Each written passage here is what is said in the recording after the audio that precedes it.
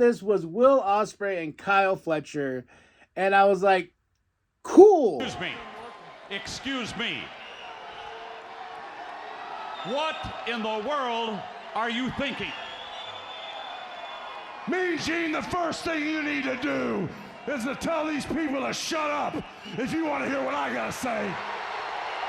What up, y'all? It's KMB, the Sexy Ninja, in the place to be for a Paper Saber universe, and this is the New World Podcast, brother. We're talking about Dynamite, September 11th, 2024. Taz, Tony, Excalibur on commentary.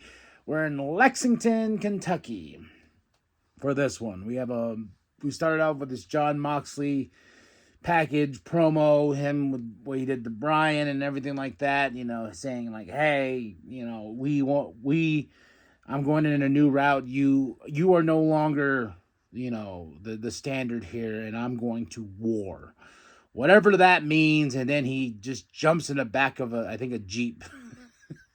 It seemed a bit cheesy. I'm not gonna lie. Like, he did a great promo, and he did his Jon Moxley moves and everything like that, and then he just jumps in the back of this car and drives out. I more chuckled at that than anything. Then we get Christian with Tony. This Kip story though, like him in the crowd, it's so stupid. Like, it's just I don't know. But Christian, he has, he's gunning for Brian and everything like that. Everyone's gunning for Brian, But yeah, he says I don't know what he says. Infinite aura or something like that. What his son told him. Then we have Renee backstage with Don Callis and Will. I'm like, why are we dragging Will back into this? And Don's like, hey man, we have this casino gauntlet match tonight, and you and Kyle, you can get in there and stuff like that. And then Will's like, no, I don't want to do that. Then he's like, you know what, fine, we'll do it. Then a little tension between Takeshita and Will too. So I was just like, that's interesting. And our first match of the night, the Scapegoat Jack Perry versus Lio Rush. This was a fun match. Jack Perry got the win and gets a interview after with Alex, and he takes off in his little bus. He's like, yeah, I'm a scapegoat. Renee's with Hangman, and Hangman's just an angry man. He's just an angry man. And then he walks by Top Flight. He walks by Dark Order afterwards. Well, he pushed somebody down just to show how angry he is. Then Jeff Jarrett gets in his face. Is like, I will not forget what you did to my wife and everything like that. So then they get in a fight. Then Hangman throws him, and everyone comes out like, ah! So good stuff there, I guess. I don't know. It's Hangman. Like, I'm not a big Hangman guy. So we get a Private Party and Commander gonna verse Squash Gang. I think not, because Claudio, that bastard, and Moxley and Marina, they all attack. And then Pat cuts a promo, and he's like, hey, this isn't your company anymore, and everyone keeps saying this, oh, my company, this isn't your company, this is our company, and this and that. I'm like, no, it's Tony Khan's company. The weird takeover stuff, like, I know the Bucks make more sense to me because they are ingrained in being EVPs in roles, so it's, but this whole, like, invasion angle of whatever they're trying to go with, and I got a feeling Shane McMahon's at the end of this. The big reveal is going to be Shane McMahon. I just have this feeling inside my bones. But yeah, beat down a Private Party and Commander and everybody, and they just left everybody in the ruin. Moxley, and the commentators are like, oh, he's looking into the rafters because he's looking for Darby and everything like that. But Darby is here. He was rolling in on the skateboard. Jericho rolls up. Who cares? I automatically was like, in his Bentley or whatever. Then we go right into Sammy Guevara versus Ricochet. Fun match, man. Ricochet's doing Ricochet. I like it. I like the fact that he came here, and now he's showing what he can really do in that ring and outside the ring, all the crazy spots. But afterwards, after he got the victory, Beast Mortos attacks. Then Sammy comes in with a chair. He's like, I gotta help. So then he, a little respect there. But Beast Mortos and Ricochet, yes, please. Then we get Renee with Okada, and Don comes up, Takeshita comes up, and Don's like, hey man, good job, you won your match, but you've never beat Takeshita But before this, I really like when he's like, it was so hard and everything. Oh, the match I could it was easy. And he tells him Don's like, tells him, like, yeah, you haven't beat the catch. And he's like, oh, he says this stuff to him. And he's like, bitch. I just love that he's incorporating bitch at the end of all his promos now. Then we get Darby. Darby comes out. He has no time to talk because he wants Moxley. And then Moxley goes on. They go back and forth. And this leads to Grand Slam, which is in 2 weeks. Darby's putting up his championship opportunity against Moxley. I didn't know Darby had a championship opportunity. So I forgot. It just became, in my mind in the back, because I was like thinking, the coffin match didn't have any implications of him getting a number one contendership, right? Did he win something to get the have an opportunity to get the world championship? So drop the comments below, because I got confused for a second. I was like, because when he's like, you're going to put it up and you're not going to ever be champion of AEW, the company, my company. Then Darby's like, my company, so. And then my brain was like, Tony Khan's company.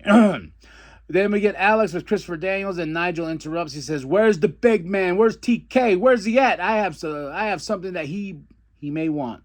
And then he walks off. And Chris Daniels is like, wait. So all that goodness right there. There's a lot to unpack in this show.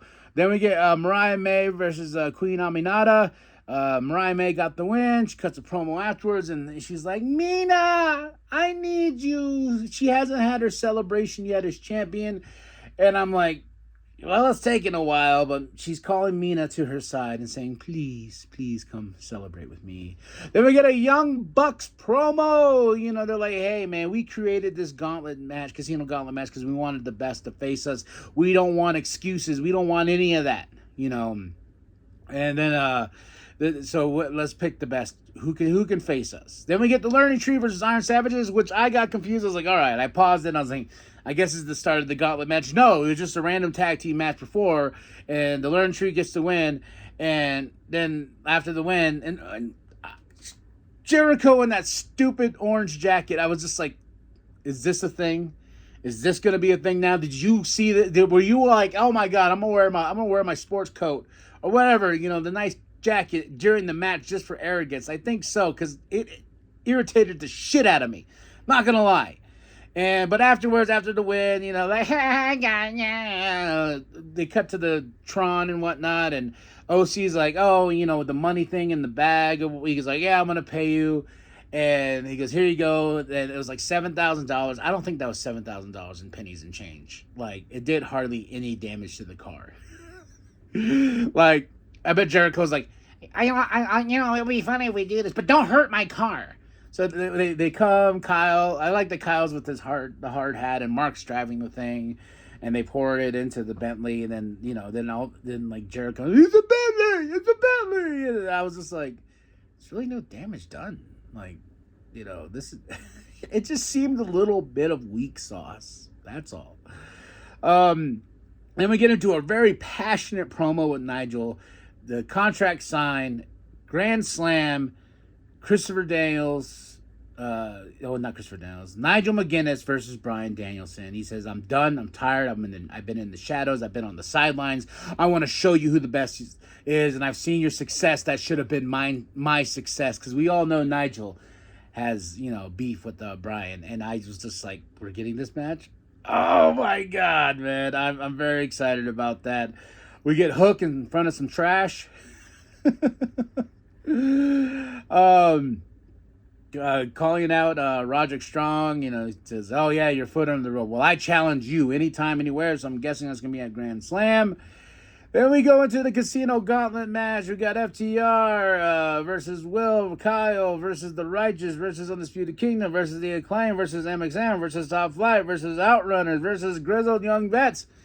One would think, unless we're playing the long game here, that Grizzled Young Vets would have won this thing. Hell, Top Flight. What are we doing with Top Flight? We're just putting them in freaking, aviator clothes. Is that right? Am I saying that right? No, you're right. They had the jumpsuits on earlier, and I was just like, such a great team. The Acclaim. What are we doing with the Acclaim? Note up or shut up. What are we doing with Undisputed Kingdom? Like, the Righteous is such a great team. No, so the winners of this was Will Ospreay and Kyle Fletcher. And I was like, cool. Not an established tag team like these other teams are. I love Will Ospreay. I love Kyle Fletcher. But I don't know. It was just one of those things. I was like, that's cool. And the Bucks are watching. They came out. They had the chairs, man. I really wanted one of those chairs with the AEW logo. And I was like, oh, that's slick. That is slick. So Kyle gets the opportunity to face the Young Bucks. And I don't know. I was just like, man, there's so many great teams here. Like Grizzled Young Vets, are we just going to play the long game with them? Because they came in, they're like, we're going to win this. Grit your teeth. Overall, it was an okay Dynamite. I give it a 3 out of 5. 9/11/2024. Just getting caught up on my tongue. Taz, Tony, Excalibur on commentary. We did get some love from Excalibur and AEW for it being 9/11 and never forget, and yeah, very emotional day that comes around every year, and I can't believe it's been so long, like, how long it's been, but never forget, so, but that's it, that's all, that's Dynamite. Lexington, Kentucky. Tell me what you thought of the show. Drop those comments below. Match of the night: Sammy Guevara versus Ricochet. So I gotta go there. The gauntlet match was fun. So, but that's it. That's all. Drop those comments below. Share your grandma, share the bum down at Walmart. And remember that the New World Podcast is for life, brother. No, they're actually gestured for they weren't talking to you, Shivani. They weren't chairs. No, they weren't. No, not talking. It's not always about you, Tony. Trying to set the stage.